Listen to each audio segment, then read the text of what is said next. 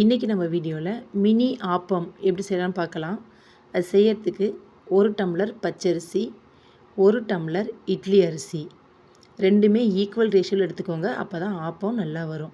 1 tumbler idli அரிசிக்கு 1 tumbler சாப்பாட்டு அரிசி, ஒரே ஒரு கைப்பிடி அளவுக்கு உளுந்து, வெள்ளை உளுந்து ஒரு கைப்பிடி, 1 டீஸ்பூன் வெந்தயம். இது நல்லா சேர்த்துட்டு நல்லா கழுவிட்டு ஒரு 3 மணி நேரம் நம்ம ஊற வச்சிடலாம். நல்லா 3 மணி நேரம் ஊறின பிறகு நான் ஒரு சின்ன மிக்ஸி அளவுக்கு கிட்டத்தட்ட இது ஒரு 3 கரண்டி அளவுக்கு சாதம் இருக்கும். நல்லா நைஸாக ஒரு ஜாரில் அரைச்சி வச்சுக்கோங்க. கிரைண்டரில் நம்ம ஊற வச்சுருக்க அரிசியை சேர்த்து அரைச்சிட்டு லைட்டாக மசிஞ்ச பிறகு நம்ம நல்லா நைஸாக அந்த சாதத்தை அரைச்சி அது கூட செய்கிறேன். சாதத்தை அரைக்காமல் அப்படியே சேர்த்திங்கனாக்கா மசியாது. அதனால் ஜாரில் அரைச்சி சேர்த்துக்கோங்க.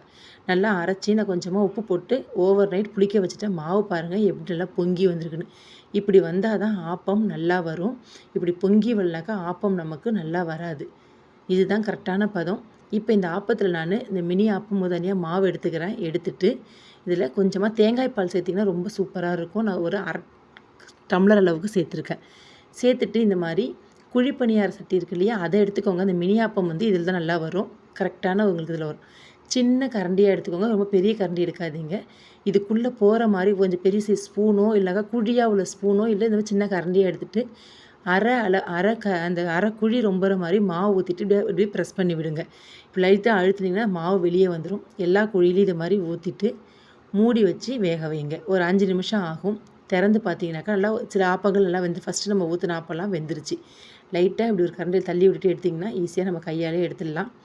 எப்பவும் போல் தேங்காய் பால் கூட சாப்பிட்டோம்னா சூப்பரான மினி ஆப்பம் ரெடி. குட்டீஸ்க்கெலாம் ரொம்பவே பிடிக்கும் இது மாதிரி செஞ்சு கொடுக்கும்போது.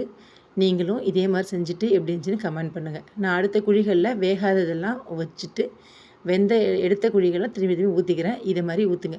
உங்களுக்கு இவ்வளோ குண்டாக வேணாம் அப்படின்னாக்கா இன்னும் மெலிசாக கூட நீங்கள் ஊற்றிக்கலாம். பாருங்கள் நான் ஸ்பூனால் வச்சு ஊற்றுறது எவ்வளோ வருதுன்னு. நான் ஃபஸ்ட்டு ஒரு சின்ன கரண்டி வச்சு ஊற்றினேன். இந்த குழியில் இந்த மாதிரி சின்ன ஸ்பூன் வச்சு ஊற்றும்போது ரொம்பவே அழகாக வருது. இந்த மாதிரி நீங்களும் ஊற்றிட்டு எப்படி இருந்துச்சுன்னு கமெண்ட் பண்ணுங்கள். தேங்க்யூ.